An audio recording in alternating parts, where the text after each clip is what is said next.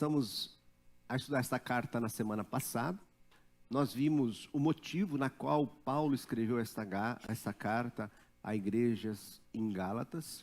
Nós vimos que o evangelho ali, o pessoal estava rapidamente partindo, saindo dos princípios, dos ensinamentos básicos da fé, e estava um grupo judaizantes estava torcendo o evangelho para que de alguma forma aquele grupo caísse da graça, voltando aos rudimentos do judaísmo.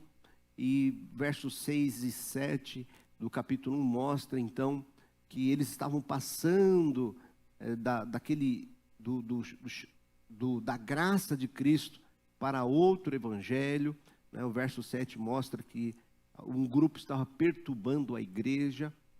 Paulo termina falando sobre o seu apostolado, a mensagem, a revelação que ele tinha. E no capítulo 2, ele inicia falando que ele subiu outra vez a Jerusalém, depois de 14 anos. Alguns vão dizer que foi um pouco mais, conforme ele diz no capítulo 1, 18, além dos 14 anos, mais 3 anos ele estava antes de subir novamente a Jerusalém. Essa ida do apóstolo Paulo a Jerusalém, alguns vão dizer que provavelmente ele vai estar ali no primeiro concílio, seria essa data na qual está sendo referida aqui ao livro de Gálatas, mas não sabemos ao certo. Talvez seja até improvável, talvez seria alguma viagem que antecede a esse concílio. Não sabemos ao certo quando é que foi feita esta viagem. O fato é que ele refere a Barnabé e Tito. Barnabé teve um papel muito importante logo depois da conversão de Paulo, lá em Atos capítulo 9. Paulo, que era Saulo, era um judeu perseguidor da igreja, era um homem na qual os crentes, aqueles do caminho, tinham medo, porque quando Paulo chegava, Paulo estava indo para Damasco para prender os crentes, aqueles que confessavam a Jesus Cristo, e nesse caminho Saulo tem um encontro com Jesus, e nesse encontro, né, a igreja fica temerosa, receber ou não receber Saulo no seio da igreja, porque aquele que perseguia a igreja se tornou um grande pregador do evangelho, e nós vemos o quanto ele foi importante para o crescimento, o desenvolvimento da igreja cristã.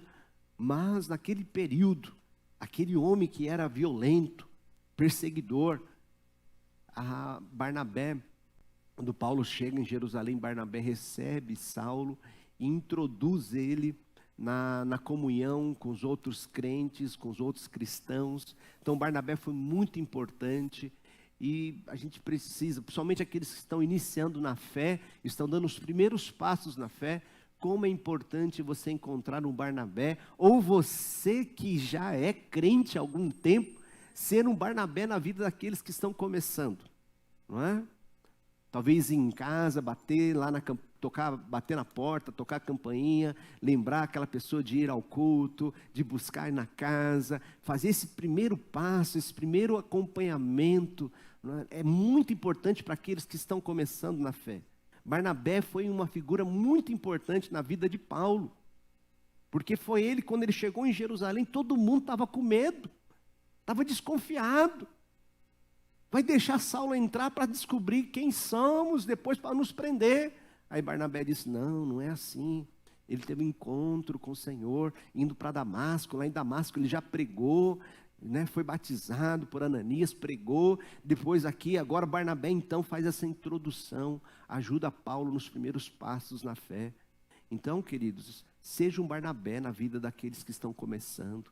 E se você que está começando, né, deixe alguém te ajudar no discipulado, alguém para andar junto com você. Não fique sozinho, não. Vivemos, é verdade, no mundo individualista, no mundo que as pessoas acham que pode vencer sozinho. E a gente sabe que tem muita gente quebrando o nariz, se machucando, por achar, viver esse mundo individualista que nós estamos aí, se isolando. Não se isole, né? Faça parte de uma comunidade da fé, uma família da fé, pessoas que você vai ver crescendo, se desenvolvendo, né? Os cabelos, né? As cãs se tornando aí a sabedoria, os filhos casando, né? Tendo outros filhos e assim. Procure uma comunidade da fé, não fique sozinho. Aqui nós vemos então Paulo, Barnabé e Tito. Tito já é uma outra figura que nós pouco sabemos sobre ele. Essa semana, estudando esse texto, a primeira vez que eu vi esse comentário se referindo a Tito como irmão de Lucas, o evangelista que escreveu o livro de Atos, né? E esse autor defendendo que Tito fosse irmão de Lucas, porque por isso que Lucas não menciona Tito no livro de Atos. Não sei, né? Eu acho que, né, não temos muitas evidências para afirmar uma coisa desse tipo, né? Mas há alguns historiadores que defendem, então, essa possibilidade desse Tito. O fato é que Tito é alguém que Paulo acompanha, discipula. Paulo também encaminha Tito para as igrejas, lá em Creta, por exemplo, né, a carta que ele destina a Tito enquanto ele está em Creta, para colocar em ordem, Tito é levantado aquele que iria fazer as coletas nas igrejas, lá em Coríntios se faz referência a isso. Tito também é uma pessoa que Paulo confia, então, como se fosse um bispo, alguém que fosse pastorear, mas com o intuito de colocar em ordem as igrejas por onde ele passava, não é? Então Tito é uma pessoa na qual Paulo discipula, direciona, e aqui nós vemos, talvez poderíamos dizer, 3 gerações, né? Barnabé, Paulo e Tito, companheiros de trabalho. O que nós podemos aprender aqui, olhando para a carta de Gálatas capítulo 2? Então, no verso 1 ao verso 10, Paulo reafirma seu apostolado, de como aqueles colunas, Tiago, Cefas e João, no verso 9, estenderam a comunhão para ele e Barnabé. Uma lição importante aqui talvez seja, que por mais que Paulo, ele tinha uma missão, um foco específico aos gentios, diferente desses colunas da fé, isso não quer dizer que a igreja ele vivia em rebelião contra a igreja.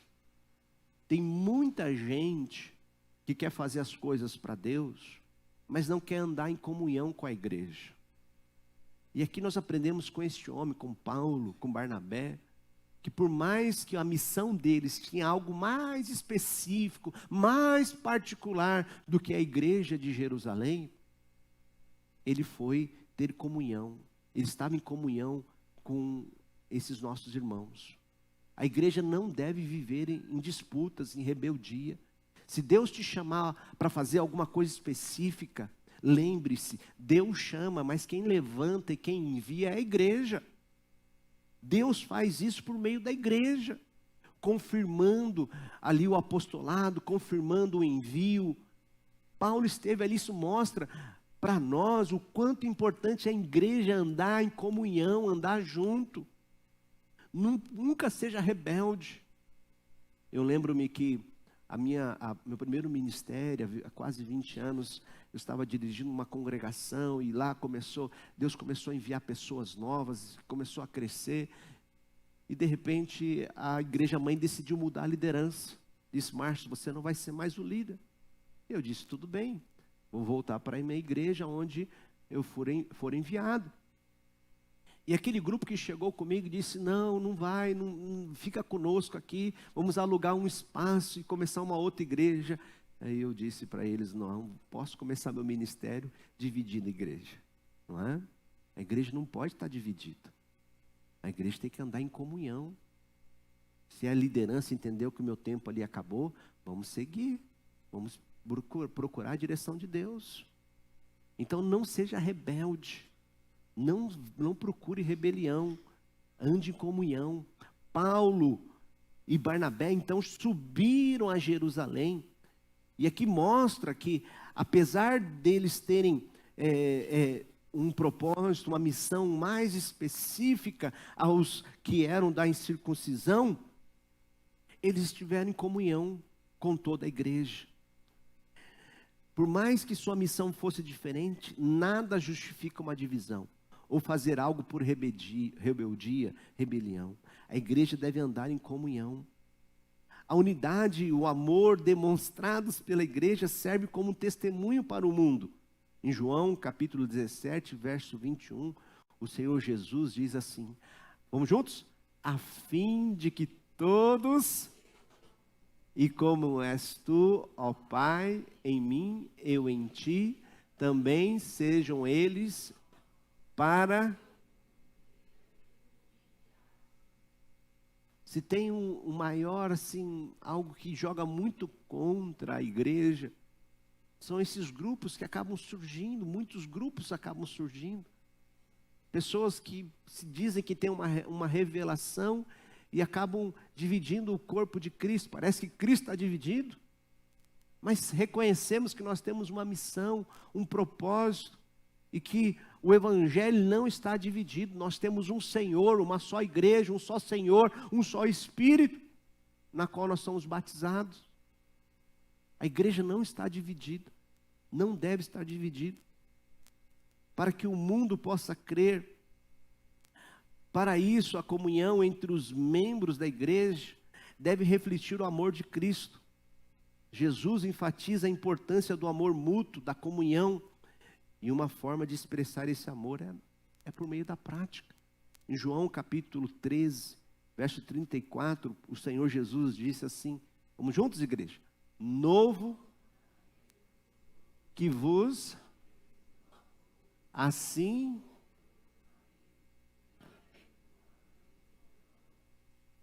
verso 35, com qual propósito? Nisto,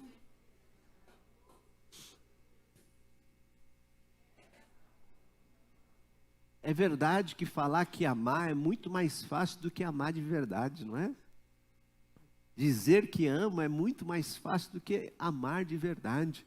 Viver a prática do amor, o encontro com o outro, naquele momento sacrificial, naquele momento na qual você se dá, que você se doa, que você aceita o outro, muitas vezes sendo pessoas diferentes de nós. É muito fácil você amar quem é do seu sangue, quem parece com você, quem cheira igual a você, né? Quem tem o mesmo cheiro igual a você, quem veste igual a você, fala igual a você. Mas amar aquele que é diferente, amar aquele que muitas vezes não teve a mesma história, não teve a mesma construção, não participou, não teve a mesma família, não teve as mesmas oportunidades que você. Amar aqueles que são diferentes, é isso que nos diferencia de qualquer outra organização na face da terra.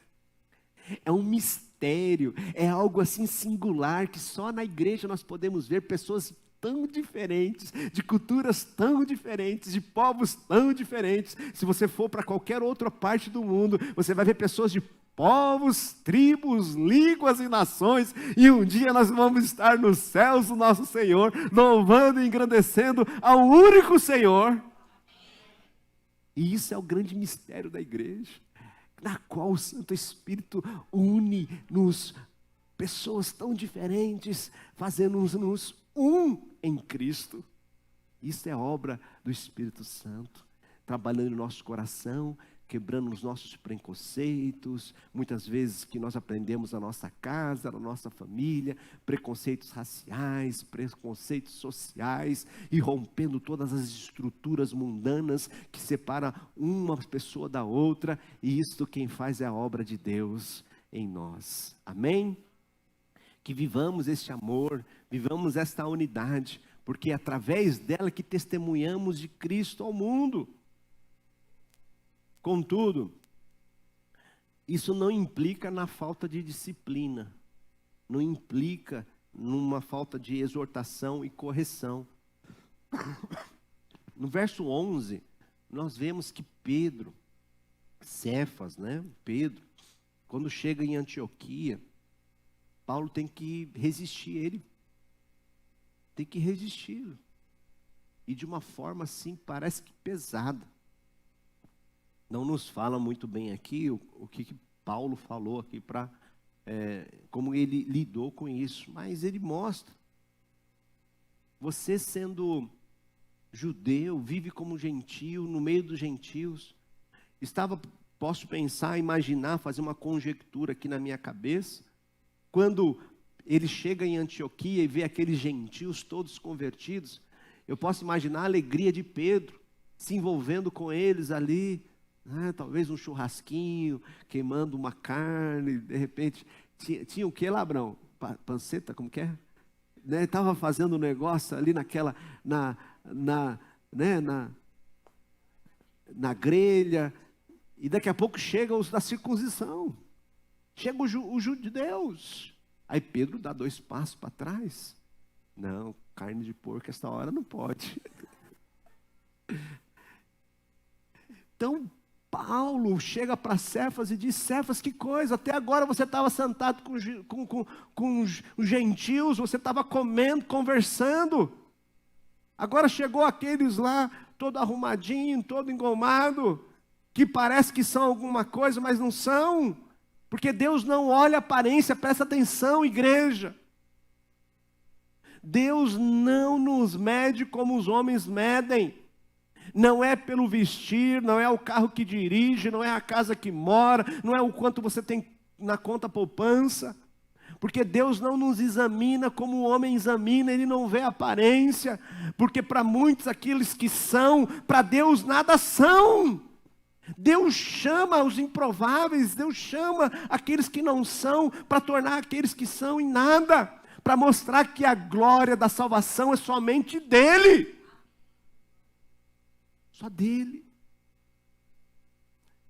E aqui Paulo então repreende a Cefas pela sua atitude xenófica, a sua atitude de fazer separação entre judeus e não judeus. A marca de uma igreja que se preocupa com você, preste atenção nisso, igreja. A marca de uma igreja que se preocupa com você e com a sua família é que ela aplica a disciplina bíblica. Ela aplica a disciplina bíblica. Aprendemos muitas lições na Bíblia de como os cristãos devem viver e como eles também não devem viver. A marca de uma igreja que se importa com você é uma igreja que disciplina, que exorta, que corrige, que pessoas que vão chegar e dizer para você, quando você estiver no lamaçal, você está indo no caminho escuso, no caminho na qual de perigo, um caminho de morte, algum irmão vai bater na sua casa e dizer assim: olha, meu irmão, o que você está fazendo da vida? Essa não é uma atitude de um crente, não. A marca de uma igreja bíblica, ela é uma igreja que disciplina, que exorta, que corrige. Gálatas 6:1 diz, Paulo escrevendo aqui ainda em Gálatas: irmãos, vamos juntos? Se alguém for surpreendido em alguma falta, vós que sois espirituais, corrigiu com espírito de brandura, e guarda-te para que não sejas também tentado. Irmãos,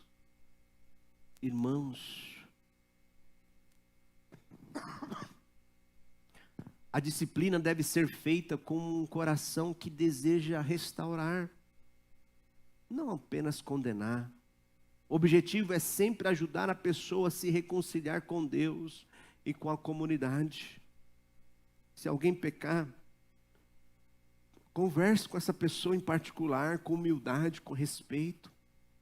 Mateus capítulo 18, verso 15, o Senhor Jesus nos orienta como nós devemos proceder.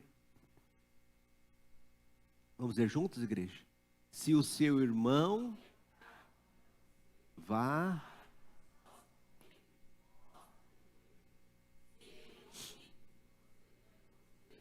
Amém? Só que a gente vive numa sociedade do discurso moralmente correto, né, que você não pode corrigir ninguém, que você não pode... Mas na igreja não deve ser assim. Porque na igreja nós somos uma família, amém?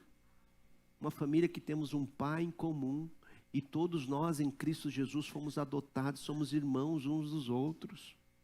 Se você vê o seu irmão fazendo bobagem, cometendo bobagem, você tem toda a autoridade vinda de Deus, por amor a este irmão, por amor a esta criatura, por amor a este filho de Deus. Vá a ele e diga o que está acontecendo. Não fica naquele grupo de fofoqueiros, naquele grupo de maledicentes, naquele grupo que fica machucando as pessoas. Graças a Deus nós temos acabado com isso aqui, amém? Amém? Se você sabe de alguém que está passando dificuldade, com algum problema, vai a ela, converse com ele, converse com ela, com amor, porque se essa pessoa reconhecer o seu pecado, diz o texto que você ganhou o seu irmão. Mas se a pessoa não aceitar a correção, procure mais alguma outra pessoa. Diz o verso seguinte, verso número 16. Vamos juntos? Mas se ele não ouvir,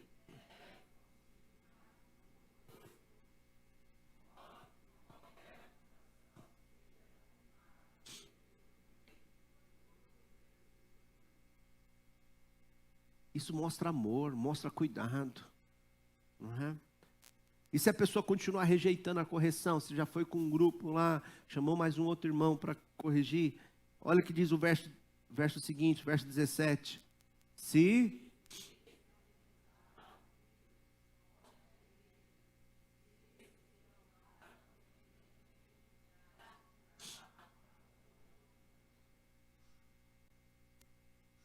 Pois é, irmãos, precisamos entender a questão da santidade. A igreja foi comprada com um preço precioso, preço de sangue, para purificá-la, para limpá-la, para prepará-la para que quando o Senhor voltar, possa encontrar uma igreja sem ruga, sem mácula, sem defeito. E esse processo que todos nós estamos inseridos, exige disciplina, exige exortação, exige cuidado um do outro. Não é? É verdade que tem muita gente que não quer vir para a igreja porque quer viver a vida conforme a sua própria vontade, seu próprio interesse, não quer que ninguém fique colocando o dedo na sua vida, né, se intrometendo na sua vida. Sim, pode ir embora, pode fazer o que você quiser da sua vida, você vai ter um juízo com Deus. Mas enquanto você estiver aqui, você vai ser tratado, você vai ser amado, você vai ser cuidado, porque você não está sozinho, não. Amém? Isso serve para mim, serve para os nossos irmãos. Quer viver no individualismo que o mundo prega? Vai viver. Vai ser feliz, como o mundo diz. Vai ver o resultado disso aí. Porque há caminhos que a homem parece direito, mas o final dele é caminho de morte. E para te livrar desse caminho de morte, o Senhor nos dá a sua palavra. O Senhor nos fala de várias formas, nos fala de uma forma bíblica, através da palavra de Deus, através da Bíblia, e usa pessoas para nos tirar do caminho de morte. Lembra de Balaão? Balaão estava indo, o anjo estava lá com a sua espada desmaiada para pegar Balaão. A jumenta veio para cá, para lá. Balaão, sem entender, bateu na jumenta, a jumenta falou com ele, porque para até nos livrar muitas vezes da morte, Deus vai usar um jumento, uma jumenta, vai usar alguém para falar conosco. Caia na sua realidade, meu filho, minha filha. Entenda que você não está sozinho. Tem uma igreja, viva em comunhão. Tem gente que tem o dom da exortação, que vai apontar, vai falar mesmo na ferida. Você vai ficar bravo com ele, vai ficar bravo com ela. É como aquele remédio amargo que a gente toma aqui. A gente não quer tomar aquela injeção, né? Tomei a injeção semana passada, fiquei mancando vários dias. Não queremos, mas é o que precisamos. É desse irmão, dessa irmã que parece mais chato, mas é dele que você precisa. Para o seu crescimento, para o seu amadurecimento. Então, se alguém vier falar com você e para você, agradeça ao Senhor, porque não está falando de você, sobre você para as outras pessoas, mas está tentando te ajudar, para que você saia desse caminho de morte.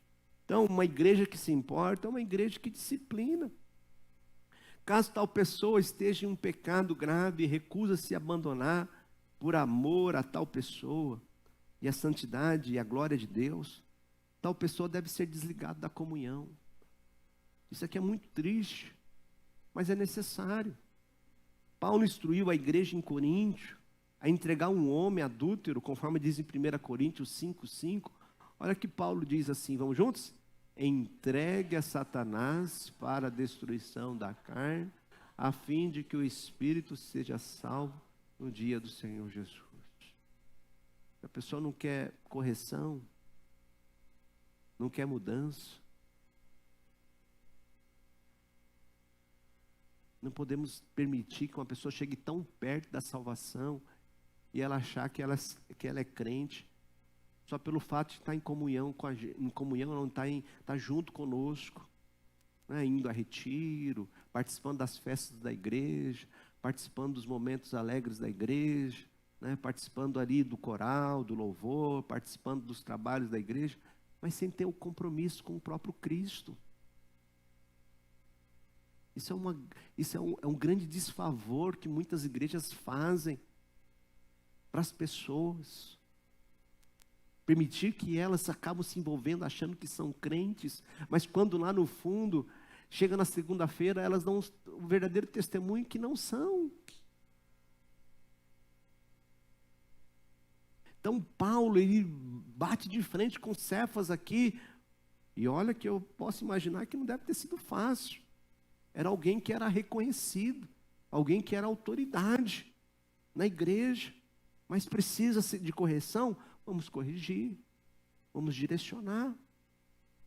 A disciplina bíblica lembra os crentes que Deus leva o pecado a sério e que a vida cristã exige responsabilidade e compromisso. É muito sério ser crente, gente. Pelo menos há 40, 50 anos, uma pessoa que se convertia, ela pensava 2 vezes antes mesmo de se converter. Porque passar para a lei dos crentes, hoje ser crente é ser pop, né? Ser crente é ser popular. Mas nós não podemos banalizar a vida cristã. Levamos a sério. Olha que Paulo nos ensina para a gente concluir aqui. Como nós devemos viver a nossa vida cristã. Ele diz o verso 19: porque eu, mediante a própria lei, morri para a lei, a fim de viver para Deus. Estou crucificado com Cristo. Verso 20. Vamos juntos? Logo, já não sou eu quem vive, mas Cristo vive em mim. E esse viver que agora tenho na carne, vivo pela fé no Filho de Deus, que me amou e a si mesmo se entregou por mim. Viver pela fé não é um conceito abstrato, mas uma prática diária. Não é apenas dizer que vivo pela fé, que sou crente.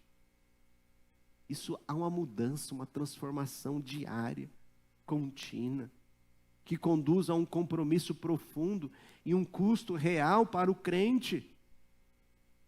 Envolve discipulado, seguir a Cristo de maneira radical e transformadora. Uma nova vida em Cristo é uma caminhada diária de negação de si mesmo, assumindo a cruz, vivendo pela fé, lembrando que foi Ele que nos amou, e o seu amor nos constrange, o seu amor que Ele nos amou primeiro, é por isso que estamos aqui. Se estamos aqui não foi porque nós escolhemos, mas porque Ele nos escolheu, porque Ele nos amou, porque entendemos o seu amor. Paulo nos dá um motivo na qual ele se inclui nesse novo viver, porque nós nos incluímos nesse novo viver por amor, porque Ele nos amou. Uma nova vida em Cristo é uma caminhada diária de negação de si mesmo, assumindo a cruz, vivendo pela fé. Isso significa o quê? Morte. Tomar a sua cruz é morte, ao pecado. Estar crucificado com Cristo significa que você morreu para o poder do pecado. Romanos 6,6 diz assim: sabendo isto, que foi crucificado com ele o nosso velho homem, para que o corpo do pecado seja destruído e não servamos o pecado como escravos. Sabe qual que é a grande diferença entre uma pessoa crente e uma pessoa que não é crente? É que uma pessoa que não é crente, ela está morta no seu pecado e vive o pecado conforme ele vai sendo guiado, sendo direcionado pelas suas tentações, pelos seus prazeres carnais. Mas quando você se converte, quando Cristo traz vida, Ele te liberta da escravidão do pecado. Isso não quer dizer que o seu corpo não vai ter desejos mais pelas essas substâncias, ter desejos mais para viver uma vida contrária à vontade de Deus. Enquanto estivermos nesta habitação, vamos ter esta luta constante entre o espírito e a carne, mas eu tenho uma boa notícia para você, porque em Cristo Jesus você foi liberto do poder do pecado. Hoje você pode dizer não a essa substância, você pode dizer não ao pecado, não às tentações, você pode dizer não, porque você é uma nova criatura em Jesus Cristo. Morrer em Cristo significa morte para o pecado, morte para as paixões e desejos. Isso não significa que elas não estão lá, porque enquanto você estiver vivo, você vai ser um ser desejante, que tem vontades, que tem desejos. Mas a diferença hoje é que você pode dizer não para o pecado e sim para o seu Senhor. Estar crucificado em Cristo significa nova vida. A morte ao pecado permite que o crente viva uma nova vida em Cristo, uma vida governada pelo Espírito Santo. E esta vida é caracterizada pela obediência e pela busca de agradar a Deus. Em 2 Coríntios 5,17, Paulo escreve dizendo assim, vamos juntos? E assim, se alguém está em Cristo, é nova criatura. As coisas antigas já passaram, e eis que se fizeram novas. Quando aqueles parças, aqueles amigos da onça, baterem lá na porta de casa, convidando para mais um copo, para mais uma noitada, para mais uma situação de pecado, você lembre-se que hoje você é uma nova criatura. Você tem nova vida, uma nova vida, nova família, novas pessoas, novos amigos. O seu lugar do lamaçal do pecado não é mais seu. O Senhor te tirou de lá. Ele te transportou do império da morte para a vida. Conforme diz em Colossenses capítulo 3, verso 3. Pois vocês, porque morrestes, e a vossa vida está oculta juntamente com Cristo em Deus, verso 4. Quando, vamos juntos? Quando Cristo